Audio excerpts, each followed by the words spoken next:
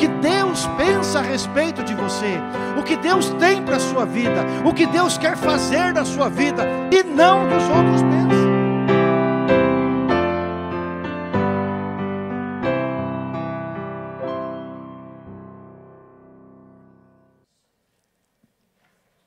Abra sua Bíblia então em Atos dos Apóstolos, capítulo 1, versículos 9 a 11.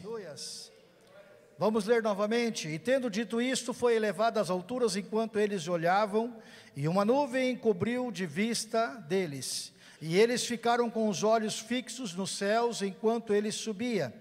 De repente surgiram diante deles 2 homens vestidos de branco, que lhes disseram: Galileus, por que vocês estão olhando para o céu?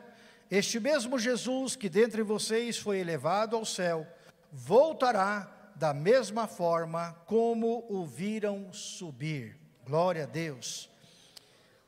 Senhor, em nome de Jesus, fala conosco nesta noite, transmite a Tua palavra que é vida e poder, ministra no coração de cada um de nós neste ambiente, a Tua presença, a Tua glória, a Tua graça.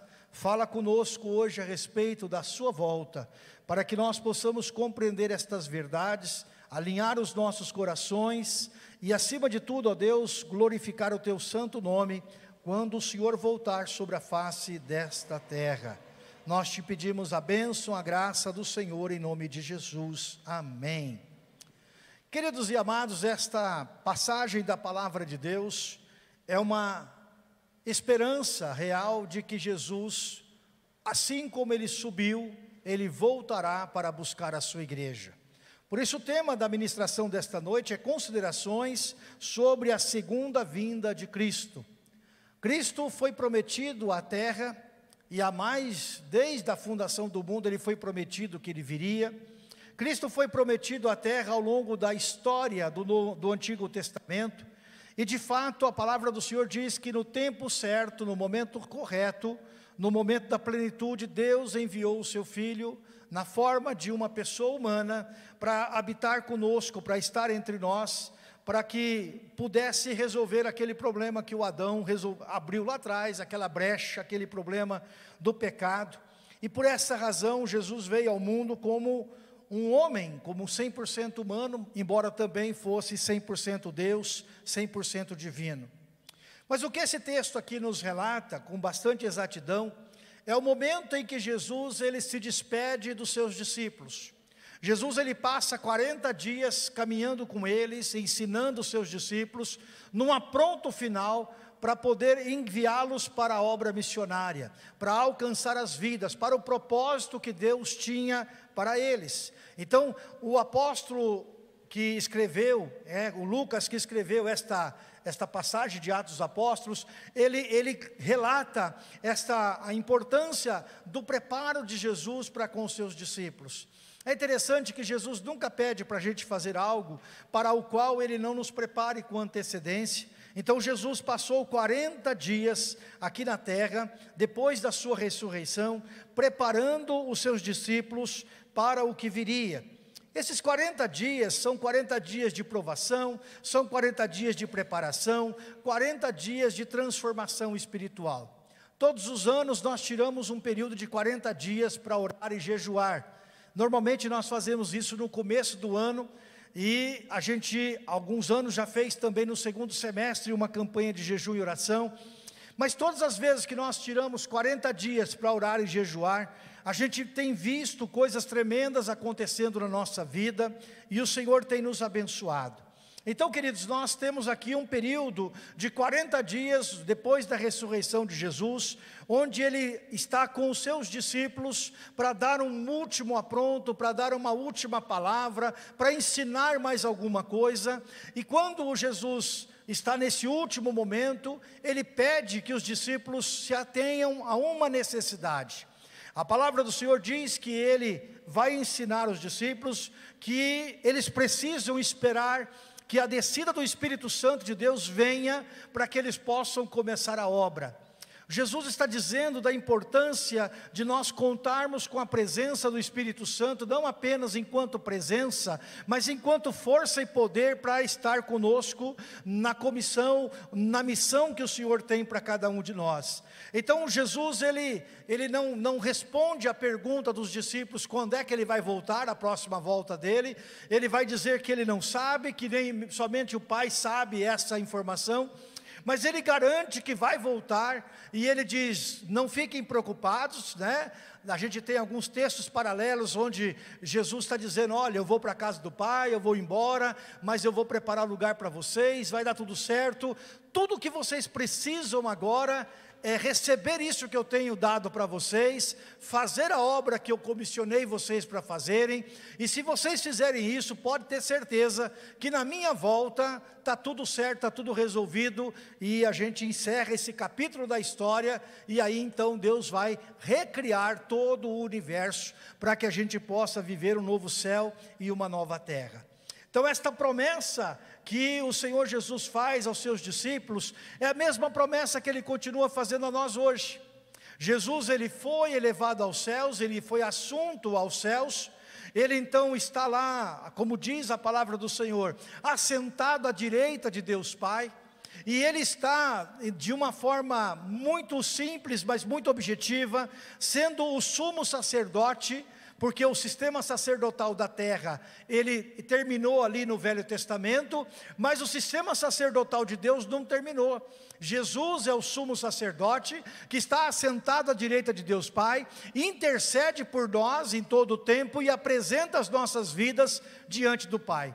E Ele, ao ir para os céus, Ele enviou para nós o seu Consolador. Ele enviou o Espírito Santo de Deus, para ser o Deus que está dentro de nós. Então é interessante que no Velho Testamento Deus está presente na história, participando da história dos homens. Depois, com a vinda de Jesus na terra, Deus está presente no nosso meio, mas agora, com o Espírito Santo, Deus está presente dentro de nós.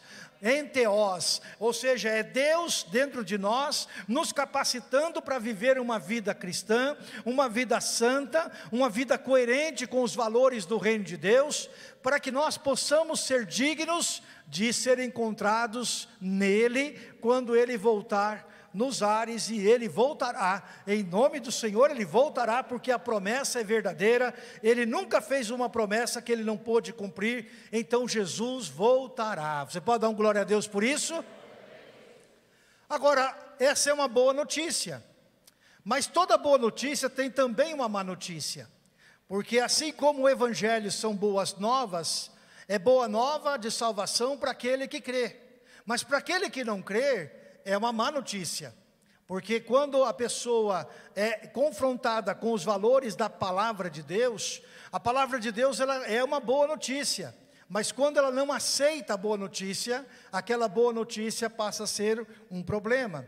E algumas pessoas têm dificuldade de lidar com essa segunda vinda. Muitas pessoas dizem assim, pastor, mas é muito complicado a gente entender esse negócio da segunda volta de Jesus, segunda vinda, porque quando a gente vai ler o texto de Apocalipse, é muito esquisito, é muito complicado, é muito cavalo, é muito selo, é muita trombeta, é muito isso, é muito aquilo. Tem crente que não consegue entender e não consegue passar das 3 primeiras páginas do livro de Apocalipse, porque às vezes parece ser um tanto quanto complicado. Mas eu quero dizer uma coisa para você, meu irmão, e eu quero desafiar você a ler o livro de Apocalipse, ler também o livro de Daniel. Aliás, é um material que eu vou pregar lá no Paraguai agora em outubro. Eu vou fazer uma conferência sobre a nova ordem mundial lá no Paraguai, e eu vou ter um material disponível para você. Mas daqui 10 dias eu tenho um material pronto para te entregar sobre a nova ordem mundial, e tudo aquilo que o Senhor colocou ao meu coração para escrever sobre isso, eu estou colocando para que você possa compreender a coisa mais importante. Talvez você tenha dificuldade de entender o texto de Apocalipse, porque realmente ele é um texto um tanto quanto forte, um tanto quanto grande, um tanto difícil de digerir. Mas a coisa mais importante do texto de Apocalipse não é o que você entende, é o que você obedece. O mais importante da história do Apocalipse, ou da história dos últimos dias, que nós encontramos em Daniel, que também é um texto bastante difícil de compreensão, não é o que você vai compreender, mas é a sua postura aqui sobre a face da terra, sendo um cristão que honra e glorifica o nome do Senhor, um cristão que obedece a palavra do Senhor, que pode ser achado digno quando Ele voltar para buscar a sua igreja. Amém, queridos? Nós cantamos uma música aqui, que talvez um ou outro irmão que esteja aqui pela primeira vez, ou talvez alguém que não conheça a Bíblia, possa parecer estranho. Como esse negócio ele vai voltar e buscar a sua noiva, né? Que história é essa de buscar a sua noiva? Acontece que para Deus, nós como povo de Deus, e aqui quando a gente fala povo de Deus, não é só Batista Independente, mas é todos aqueles que amam ao Senhor, todos aqueles que amam a sua volta, todos aqueles que lavaram as suas vestes no sangue do Cordeiro, todos aqueles que professam a fé em Jesus, nós todos somos comparados a um corpo, e este corpo é o corpo de uma noiva. É a noiva que está sendo preparada para o dia do casamento, para a concepção, ou para aquele momento em que nós chegaremos todos no céu, e então haverá um casamento. Então nós somos, figuradamente, nós somos a noiva sendo preparada, adornada para o dia do casamento. Então esse é o exemplo que a gente pode ter, de como Deus prepara a nossa vida neste momento. Nós estamos aqui na terra, sendo preparados por Deus, para um momento que vai acontecer, quando todo este processo deste mundo acabar. Este mundo começou pela boca de Deus, e este mundo também vai terminar pela boca do Senhor, como diz o texto ali que a Mariane usou aqui na ministração, né? Porque ele tem a espada afiada, a espada que sai da boca dele, né? Ou seja, que corta, que discerne, e esta palavra, amados, ela fala a respeito da importância de nós sermos achados dignos diante do Senhor. Por quê? Porque Deus deu a mim e a você toda a condição de viver uma vida santa. Não é diferente do Velho Testamento, onde o critério de santidade era obtido pela força, pelo esforço, por seguir uma lei, por manter uma lei viva, por você cumprir regras e regulamentos. O Novo Testamento é diferente, nós estamos debaixo da graça. Então não se trata de um esforço que eu tenho que fazer, mas se trata de uma escolha que todos os dias eu preciso fazer, debaixo da graça que o Senhor me concedeu. A graça de Deus não anula as minhas escolhas, portanto eu sou responsável pelas minhas escolhas, e pelas minhas escolhas eu posso ser achado digno de estar com o Senhor na glória futura, ou eu posso ser achado indigno e ser reprovado por não atender aos princípios da graça que opera sobre a minha vida. Qual é o princípio da graça que opera sobre a minha vida? O princípio da graça é que eu não preciso me tornar um santo para eu ser santo. O princípio da graça é que o Senhor me santifica diariamente, quando eu estou em comunhão com Ele diariamente. Quando eu estou caminhando com o Senhor diariamente, eu estou sendo santificado. Este é o princípio da graça. Não é porque eu faço alguma coisa, não é porque eu sou melhor do que mais um crente, não é porque eu tenho um status espiritual mais avançado, isso não conta. O que conta é a minha atitude diária diante das tentações, diante dos pecados que passam pela minha mente, diante das propostas que o mundo me faz, e como eu me posiciono diante dessas propostas. E tudo que eu preciso para resolver este dilema, para resolver este conflito da alma, o Senhor já dispôs para mim, através do seu Espírito Santo, que está dentro de mim, que fala na minha mente, que fala ao meu coração, e que conduz a minha vida e a sua vida também, em nome de Jesus. Amém, queridos? Por isso que nenhuma pessoa no Novo Testamento vai poder alegar diante de Deus que não tinha condições de ser um bom cristão, não tinha condições de obedecer a uma palavra, não tinha condições de obedecer a uma direção de Jesus na sua vida. Por quê? Porque o Espírito Santo está dentro de nós. O cristão mais simples, o cristão que começou ontem a sua caminhada, ele tem tanto do Espírito Santo de Deus, quanto um irmão, uma irmã que está aqui no nosso meio, que talvez tenha 40, 50 anos de caminhada cristã. É o mesmo Espírito que está disponível para todos nós. e que está trabalhando na minha vida e na sua vida todos os dias, para que nós possamos ser achados dignos, preparados para o encontro com o nosso Senhor. Como é que dará esse encontro? Esse encontro se dará de duas formas bem interessantes. A Bíblia diz que primeiro haverá uma ressurreição daqueles que estão mortos, e também haverá, neste momento do encontro, o arrebatamento daqueles que estão vivos. Então é uma situação onde os que estão mortos ressuscitarão para encontrar com o Senhor nos ares, e aqueles que estiverem vivos naquele momento terão o seu corpo glorificado, receberão um novo corpo, não mais esse corpo humano que é pó e vai voltar ao pó.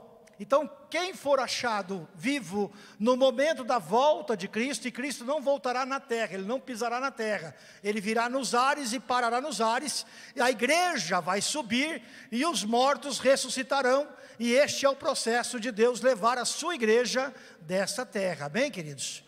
Então, quando a gente lê Apocalipse, a gente fica preocupado com aquele monte de informação, e tem muito crente que até tem medo dessas coisas, mas a palavra que o Senhor tem para você nesta noite, não é para você ter medo.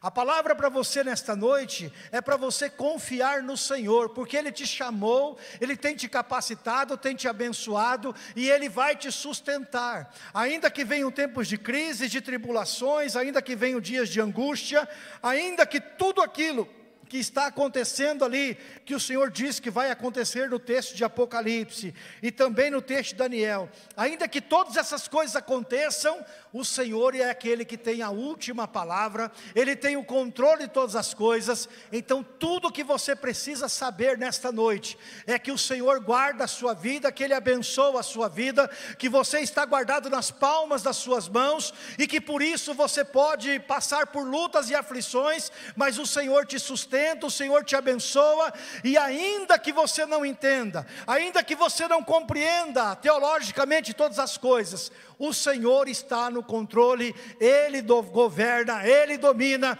Ele é o Senhor sobre a minha e a sua vida, em nome de Jesus, amém, queridos? Então não perca sono por causa disso, mas seja um crente obediente, seja um crente fiel, seja um homem e uma mulher que teme a Deus de verdade, que faz com que tudo aquilo que o Senhor fala ao seu coração, você consegue colocar em prática, você consegue vivenciar no seu dia a dia. Seja esse crente achado digno para a volta de Cristo Jesus. Eu quero ministrar ao seu coração muito rapidamente algumas características da primeira para a segunda vinda. Na primeira vinda, Jesus veio como o Cordeiro de Deus que tira o pecado do mundo. Jesus precisava vir ao mundo como um cordeiro. Ele precisava viver aquela vida humilde que ele viveu. Ele precisava ser levado à cruz. Ele precisava ser morto na cruz. Ele precisava passar por aquele processo. Por quê? Porque o Adão não correspondeu àquilo que Deus colocou na sua vida, e por causa disso Adão abriu um problema muito sério, nos tornando inimigos de Deus. Então nós precisávamos que alguém viesse romper aquele processo do Adão, dar um fim naquela história, e esse fim foi dado pela vinda de Jesus. E por que Jesus é identificado como o Cordeiro de Deus? Por que João Batista o identifica como o Cordeiro de Deus que tira o pecado do mundo? Porque anualmente, no dia do Yom Kippur, no dia do perdão, então os sacerdotes em Israel escolhiam um cordeiro, escolhiam um bode, e eles então traziam o cordeiro, traziam o bode, degolavam o cordeiro, apresentavam o sangue do cordeiro diante do Senhor, e depois que o sacerdote voltava do Santo dos Santos, ele então vinha com todo o pecado do povo, naquele sangue que estava colocado ali, e ele impunha as mãos sobre o bode expiatório, que era levado para morrer no deserto. Então o cordeiro morria no altar, o bode expiatório morria no deserto com os nossos pecados. Mas isso era passageiro e era transitório. Todos os anos os judeus tinham que subir a Jerusalém para fazer o mesmo sacrifício. Eu costumo dizer que é como se Deus desse uma caderneta para a gente, e a gente lotasse a caderneta no mês, e aí voltasse no mês seguinte, ia diante de Deus, aí Deus pegava aquela caderneta cheia de pecado, e dava uma caderneta nova para a gente. E aí no ano seguinte a gente voltava de novo, e esse sistema, ele era temporário, ele resolvia uma parte do problema. Ele resolvia a parte do problema de que o povo não morria por conta do pecado, porque o pecado era imputado sobre aquele cordeiro que não tinha nada a ver com a história, era um cordeiro que estava ali preparado por Deus para ser aquele cordeiro, mas ele era transitório e ele não era essencial, não resolvia o problema. Por quê? Porque o problema do pecado no coração do homem não está do lado de fora, está do lado de dentro. O problema do pecado no meu e no seu coração não são as circunstâncias que estão ao nosso redor na sociedade. É muito fácil a gente dizer assim, mas eu pequei porque eu era pobre, eu pequei porque eu era rico, eu pequei porque faltou isso, eu pequei porque a minha mulher não me acompanhava, eu pequei porque o esposo não acompanhava, eu pequei porque o meu pai era isso, eu pequei. É muito fácil você justificar o pecado jogando a culpa nos outros. Mas o problema do pecado não está nos outros, não está fora. O problema do pecado está dentro do ser humano. E esse sistema sacrificial que todos os anos era vivido em Israel, ele resolvia uma parte do problema. Por quê? Porque as pessoas voltavam para casa com aquele período de pecado resolvido, mas o coração delas ainda continuava o mesmo. Então Deus, ele vai falando através dos profetas, Isaías, Jeremias, Ezequiel, ele vai falando a respeito do que ele vai fazer para resolver este problema. E ele diz assim, olha, vai chegar um dia que eu vou fazer algo tremendo, eu vou tirar de vocês o coração de pedra, o coração dominado pela vida humana, pela mente humana, e eu colocarei dentro de vocês um novo coração. Dar-vos-ei um coração novo, um coração que pulsa, um coração que é voltado para mim, um coração que clama pela minha presença, um coração que é sensível para ouvir a minha voz. Então eu tirarei de vós o coração de pedra e dar-vos-ei um novo coração. Por isso então Deus resolveu o problema do ser humano sem Ele, porque ao dar-nos um novo coração, Ele também nos deu no Espírito Santo, para que nós pudéssemos ser ensinados, para que nós pudéssemos ser guiados, e a gente pudesse viver uma vida cristã digna, autêntica, coerente com aquilo que Cristo espera de nós, amém, queridos? Então Ele veio como o Cordeiro. Ele precisava vir como cordeiro, ele veio como cordeiro, e a Bíblia diz que como um cordeiro, ele morreu mudo, ele não abriu a sua boca, ele não praguejou, ele não fez escândalo, ele assumiu o seu papel na cruz, no meu e no seu lugar. A cruz de Jesus não era para mim, não era para ele, a cruz de Jesus era para mim, era para você, e ele assumiu o nosso lugar naquela cruz, na forma de um cordeiro. Mas na segunda volta de Cristo, Ele não voltará como cordeiro. Na segunda volta de Cristo, na sua segunda vinda, Ele voltará como o leão da tribo de Judá. Ele voltará com todo o poder e toda a autoridade. Por quê? Porque a Bíblia diz em Romanos, no capítulo 1, no versículo 4, que quando Jesus chegou nos céus, então Jesus saiu daqui, nós lemos aqui, os discípulos estavam olhando, os anjos do Senhor desceram, falaram umas palavras para os discípulos, eles saíram alegres, regozijando, entraram numa casa e ficaram 10 dias orando ao Senhor, até que eles receberam o batismo com o Espírito Santo, e aí então eles começaram a fazer a obra do Senhor. Mas o que aconteceu, lá em Romanos no capítulo 1, versículo 4, diz o que aconteceu quando Jesus chegou lá no céu. E essa viagem não demorou muito tempo não, ela é instantânea, porque na dimensão espiritual não tem espaço. Então na dimensão espiritual, da mesma hora que Jesus saiu daqui, chegou lá. E a Bíblia diz em Romanos 1,4, que quando Jesus chegou no céu, houve uma celebração. Você consegue imaginar isso? Você consegue imaginar os anjos ao redor do altar do Senhor? Você consegue imaginar a grande gritaria? Imagina um time é campeão, a gente não fica feliz da vida e grita e pula, sapateia e solta rojão, solta foguete. Eu imagino a grande festa que deve ter tido no céu, como está em Romanos 1,4. E a Bíblia diz que naquele momento, ele foi declarado Filho de Deus com poder. E a Bíblia diz que todo poder e toda autoridade foi dada a ele. É como se o pai deixasse para o filho, que é o herdeiro, toda a autoridade, todo o poder, e é por isso que Jesus tem a última palavra sobre toda e qualquer coisa, sobre tudo e qualquer situação. O Jesus que nós servimos é o Senhor que tem a última palavra em todas as coisas, amém, queridos? Porque Ele é o poder em pessoa. Ele detém o poder, Ele está em poder, e a Bíblia diz que Ele está assentado à direita de Deus Pai.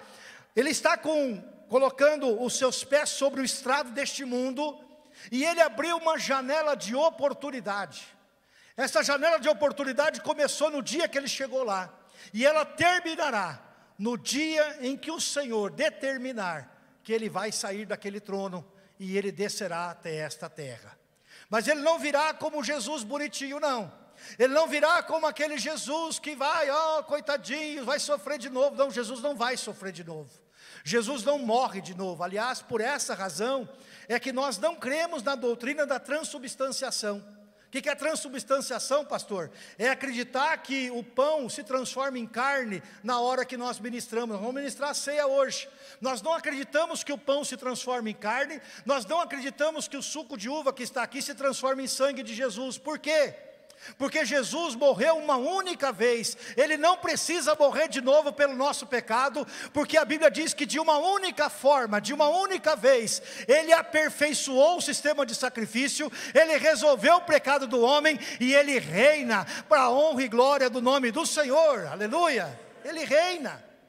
Então Jesus não morre de novo. Nós não matamos Jesus aqui quando nós fazemos uma ceia do Senhor. Nós estamos agora apenas lembrando o sacrifício dele, mas o foco não é também o sacrifício, não é a morte. O foco é que ele está vivo e ele está participando deste culto conosco aqui agora. Em qualquer lugar do mundo onde houve hoje uma ceia do Senhor ministrada, em qualquer lugar do mundo onde agora está tendo uma ceia do Senhor, o Senhor Jesus está sentado olhando para nós, participando deste culto, e você pode ter a certeza que no céu os anjos louvam e glorificam o nome do Senhor, porque Ele é vivo, porque Ele está reinando, Ele já está reinando, Ele está assentado à direita de Deus Pai, e a Bíblia diz que Ele está apenas esperando o tempo, e todas as coisas estão sendo julgadas. Eu quero dizer uma coisa para você, meu irmão, tem muita gente achando que vai ter oportunidade no julgamento final, mas o julgamento está acontecendo na vida de cada pessoa a todo instante.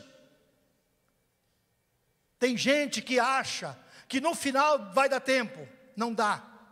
Tem gente que acha que dá para esperar ficar mais velho, não dá, porque você não sabe se você vai ter a oportunidade do dia de amanhã. Quando nós somos confrontados com o nosso pecado, nós temos que lembrar que o Senhor Jesus colocou sobre a nossa disposição, para nós, tudo o que nós precisamos para ter uma vida cristã frutífera, efetiva. O pecado na vida do cristão é uma escolha consciente, e ele tem que dar conta deste pecado. Por quê? Porque Jesus morreu na cruz do Calvário por este pecado. Ele não vai vir novamente morrer por conta desse pecado. Pastor, se ele não vem morrer, como é que eu faço para resolver o problema? Confessa, deixa o pecado, muda de vida, muda de natureza, clama a misericórdia de Deus. Isso está à disposição de você agora. Pastor, mas e se eu morrer? Os meus parentes não podem fazer isso por mim? Tem crente que acredita nisso. Tem crente que acredita que quando morrer, Deus vai dar uma segunda chance, porque afinal de contas, Deus é bom. Ele não é bom? Ele não é um Deus bonzinho, não é um Deus misericordioso? É, só que Ele não é bobo. Deus tem um limite, e quando chega o limite de Deus, Ele passa a régua. Quando chega o limite de Deus, Ele passa a régua. Quer você queira, quer você não queira, Ele passa a régua. E isso não acontece só lá no dia do juízo final, não, é aqui. Quantas pessoas morrem sem ter necessidade de ter morrido? Morrem antes da hora. Tem gente que fala assim, não, mas ninguém morre antes da hora. Morre. Tem gente que morre antes da hora, por quê? Porque ele está no pecado. E aquele que está no pecado, ele tem que cuidar muito, porque Deus vai trabalhando com ele, Deus tem graça, Deus tem misericórdia, mas ai daquele que abusa da misericórdia de Deus. Ai daquele que o Espírito Santo fala com ele, que ele tem que mudar e não muda. Ai daquele que o Espírito Santo vai falando, vai dando condições, dá oportunidade, mas ele não muda. Irmãos, todo pecado na nossa vida tem consequência. Todo pecado tem consequência. Mas Jesus não levou o nosso pecado, resolveu. O que Jesus resolveu na cruz foi o problema do Adão. Nós, enquanto raça humana, agora temos liberdade de ser amigo de Deus. É isso que Jesus resolveu na cruz. Ah, pastor, mas e o meu pecado? Seu pecado foi pago, está tudo certo. Só que quando você desobedece a Deus e se coloca novamente em pecado, a Bíblia diz que a comunhão entre você e o Pai é cortada. Se a comunhão entre você e o Pai é cortada, você não pode nem orar, a sua oração não passa do teto, a sua oração não sobe. Por que que não sobe? Porque há pecado. E isso é tão sério que a Bíblia diz que os maridos devem coabitar de forma harmoniosa com as suas esposas, para que as suas orações não sejam impedidas. Olha que coisa mais simples, né? Dentro de casa, marido e mulher. Aí eu quero clamar a Deus para que Deus entre com providência, que Deus faça um milagre. Mas se eu não estou bem com a minha esposa, a minha oração não sobe, a minha oração não passa do teto. Deus não responde. Por quê? Porque Deus tem princípios. Mesmo debaixo da graça, nós precisamos observar os princípios de Deus. A graça me dá condições de superar os meus pecados. A graça me dá condições de enfrentar a tentação. A graça me dá condições de não ficar preso no pecado. Mas se eu não me posiciono diante da graça de Deus, eu perco essa oportunidade da graça.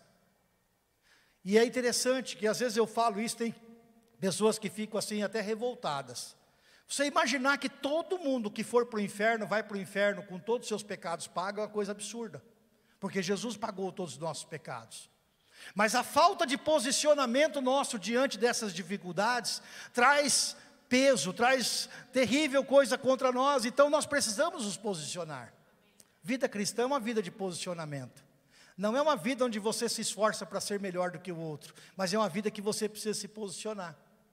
No mundo espiritual, o seu posicionamento conta mais do que a sua boa intenção. Pessoas bem intencionadas vão para o inferno, mas pessoas que se posicionam diante de Deus vão ser salvas. E vão ser salvas não é porque elas são melhores, porque é justamente isso que é a graça. Graça significa tudo para quem nada merece. Graça significa Deus dando para mim o que eu não mereço, que é a salvação. Então Deus colocou sobre nós tudo o que nós precisamos, e é por isso que na segunda vinda de Jesus, Ele não voltará como leão. Na sua segunda vinda, Ele voltará como leão da tribo de Judá, para julgar, para encerrar, para executar uma sentença. Qual é essa sentença principal? A sentença principal é sobre um sujeito chamado Satanás, que é o príncipe deste mundo, que governa no mundo espiritual, que governa neste mundo que a gente chamou de Aeon, outro dia na pregação, a gente chamou deste mundo espiritual que está em volta de nós. Ele está destinado, ele está condenado para o inferno, ele está no corredor da morte, aguardando o dia da sentença para ser lançado no lago de fogo, mas ele não está quieto, ele está trabalhando para levar muita gente com ele. Muita gente que vai adorá-lo, muita gente que não consegue expressar adoração ao Senhor, muita gente que nestes dias está vivendo não a vontade de Deus, mas a sua própria vontade. Essas pessoas não serão aprovadas, essas pessoas não passarão pelo crivo, não passarão pelo leão da tribo de Judá. Então nós precisamos nos preocupar sim com algumas questões. Nós precisamos nos preocupar com os nossos amigos que teimam em fazer as coisas fora da vontade do Senhor. Temos que nos preocupar com as nossas vidas quando nós estamos fora da vontade do Senhor. Mas nós também precisamos olhar com alegria para este momento em que o Senhor promete que Ele voltará. Porque Ele voltará para definir, para resolver o grande problema. A Bíblia diz que será criado um novo céu e uma nova terra. Os cientistas dizem que o sol vai acabar. Uma hora vai acabar o gás do sol e vai ser uma catástrofe na terra. Na verdade, o problema é que Deus vai estalar um dedo ali, e a hora que Ele estalar o dedo, meu amigo, esse mundo está rodando, nós estamos em cima de uma bola rodando a tantos mil quilômetros por hora, Ele só vai dar uma freadinha na bola assim, só uma freadinha de leve. Você já sabe o que acontece quando o teu carro, você está andando a 120 por hora e aí a esposa dá um grito, né? Que a mulher sempre grita dentro do carro, a gente fica desesperado quando ela grita dentro do carro, né? Que elas dão um grito dentro do carro, a gente não sabe se é um caminhão, se é um ônibus, se é um disco voador que está vindo, o que é. Elas dão um grito, a gente fica desesperado, mete o pé no freio, né? A gente não viu nada, a gente mete o pé no freio, e aí vem aquele monte de coisa, tudo para frente do carro, né? Vocês já viram isso? Cai coisa no chão, vira aquela bagunça toda dentro do carro, cai, se estiver tomando café, cai café no chão. Já passaram por isso, né? Essas coisas terríveis. Vai ser assim, Jesus voltará. E Deus vai definir esse processo cósmico. Deus vai recriar um novo céu e uma nova terra. O primeiro céu e a primeira terra, o Éden, ele subiu, ele está no céu, ele está num determinado lugar. A gente vai ter esse jardim lá no final da história. Você vê que a Bíblia começa num jardim, termina num jardim. Vai ter um jardim bonito, maravilhoso, o Éden está lá.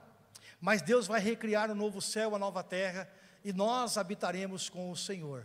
Aqui no céu, aqui na terra, não sei aonde vai ser, mas vai ser numa nova dimensão, completamente diferente dessa dimensão tridimensional que nós encontramos hoje, dessa gaiola que nós estamos, né? Nós estamos presos dentro de uma bola, estamos presos em cima de um negócio que está rolando. Então Deus vai recriar tudo novo, Deus vai fazer tudo novo, e a gente não tem que se preocupar com isso, porque nossa cabeça é muito pequena para entender como é que Deus vai fazer, como que Ele vai fazer, não sei, e também não quero saber. Eu quero estar na presença de Deus, amém? Se Deus vai fazer a terra plana, se Ele vai fazer triângulo, se Ele vai fazer quadrado, se Ele vai, não me importa, eu não quero saber dessa história, porque eu não dou conta de entender isso. A única coisa que eu preciso entender é o seguinte: eu tenho determinados números de dias sobre a face da terra. Eu tenho um determinado número de mais ou menos 10.185 dias que o ser humano vive sobre a face da terra. Esses dias, eles podem ser vividos para a glória de Deus, ou eles podem ser vividos fora da glória de Deus. O que vai acontecer na minha vida futura não é determinado no futuro, é determinado no presente, pelas minhas escolhas, pelas minhas atitudes, por aquilo que eu dependo do Senhor.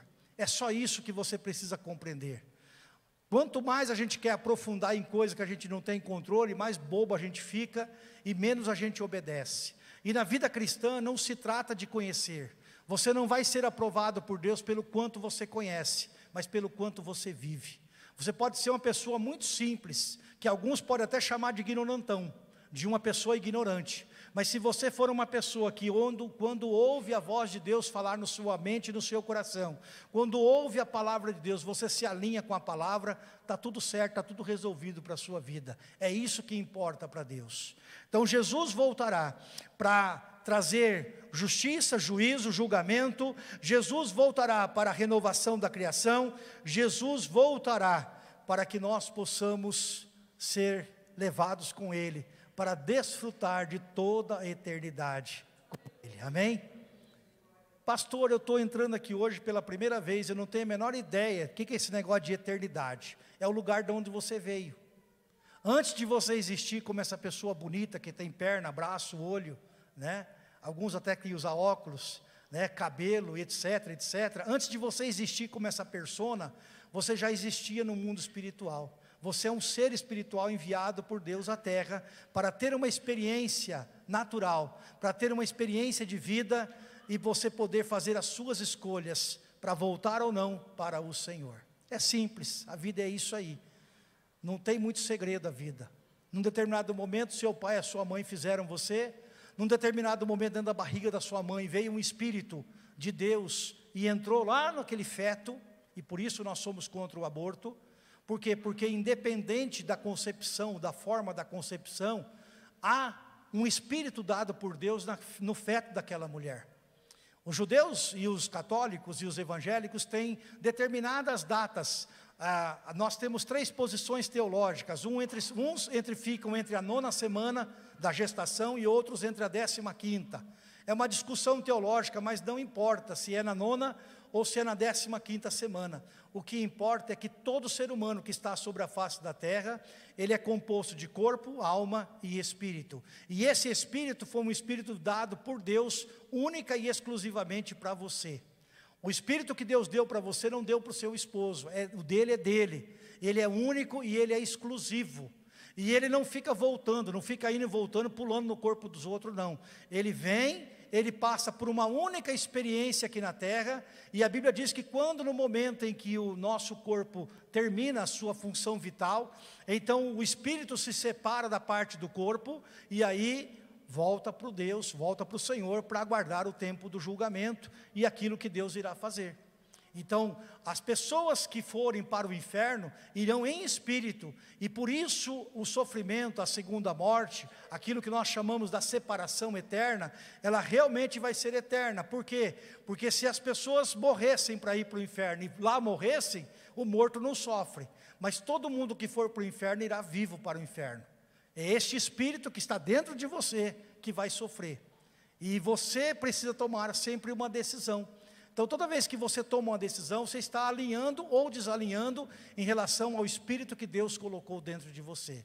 E você é o responsável, eu, aqui a persona de carne e osso, é que sou responsável por aquilo que eu vou fazer com o espírito que Deus me deu. É terrível isso, né? Deus me deu o privilégio da vida, assoprou sobre mim o seu fôlego de vida, eu recebi um espírito. E o que eu estou fazendo com ele? Eu estou preparando ele para voltar para o Pai? Essa era a grande discussão do século 17.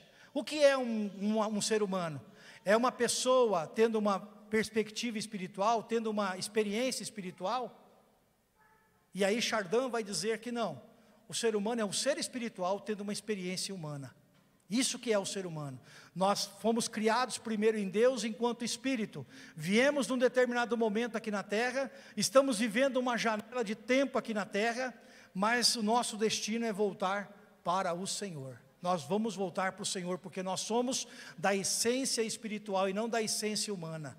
Por isso que lá no céu, todos aqueles que forem encontrados no céu, sejam os que estavam mortos, vão ser arrebatados, sejam os que estavam vivos e vão subir para o céu, essas pessoas terão o seu corpo glorificado. Vai ser como o corpo dos anjos, vai ser um corpo espiritual, não vai ser mais esse corpo aqui. Por isso que tem cristão que pode ficar desencanado aí com essa questão de cremar, porque Deus não vai ficar juntando o osso lá, não vai misturar o osso de ninguém, não, pode ficar tranquilo, né? Porque não se trata deste osso, se trata do corpo espiritual. Paulo, quando está falando sobre ele diz assim, olha, se existe corpo animal, que é esse corpo aqui, também existe corpo espiritual. Então, há um corpo espiritual que nós receberemos, nós ainda não recebemos ele não, tá bom? Não sei como vai ser, não sei se vai ser gordo, se vai ser magro, se vai ser alto, vai ser baixo, vai ser careca, né? Eu não tenho a menor ideia como será, mas é um corpo espiritual, porque este corpo precisa viver na eternidade. O nosso corpo foi feito para viver na eternidade, mas porque o Adão pecou, a morte entrou no mundo, né? Então o Adão viveu até 910 anos, o Adão era feito da essência de Deus, o Adão era feito como os anjos, era um homem que tinha um corpo espiritual, mas quando ele pecou, Deus teve que tirá-lo do jardim e colocá-lo no mundo, e a partir daí ele passou a perder a capacidade de ter uma vida eterna. O Adão não foi feito para morrer. O Adão, ele não foi feito para morrer em um determinado momento, ele era para ser eterno, e Deus então não teve condições de fazer em Adão, está fazendo em mim e em você, dando a mim e a você a mesma oportunidade. Adão falhou numa única fruta, e nós, pela graça e misericórdia de Deus, enfrentamos muito mais dilemas do que o próprio Adão, não é verdade? Mas ao mesmo tempo, nós também temos aquilo que o Adão tinha, o poder do Espírito Santo sobre a vida do Adão. Por isso que o pecado de Adão, e a gente fala, mas pastor, não foi a Eva que pecou? Não, não foi a Eva, foi o Adão. Por que foi o Adão? Porque ele era o responsável por ela. Deus não vai cobrar da Eva, vai cobrar do Adão. Deus não vai cobrar da sua esposa, querido irmão, Deus vai cobrar de você. É você que é o responsável pela sua casa, é você que é o responsável pela vida espiritual dos seus filhos, é você que é responsável pela vida espiritual da sua esposa. Você santifica ou você desonra a sua esposa? Você, como homem, precisa tomar posição diante de Deus o tempo todo, porque Deus não trata com a esposa, Deus trata com o homem. Deus não vai cobrar da minha esposa o que é responsabilidade minha sobre a vida dela. E da mesma forma como Cristo está preparando a igreja para ser encontrada nos céus, assim também eu, como esposo, preciso preparar a minha esposa para ser encontrada com o Senhor. É uma responsabilidade minha. Amém, queridos? Glória a Deus. Então Jesus voltará. Ele voltará. E é essa informação que basta para nós. Não interessa para nós o que vai acontecer, se vai cair estrela, se vai ter isso, se vai ter aquilo. Tudo isso é discussão filosófica, tudo isso é discussão que não leva a lugar nenhum.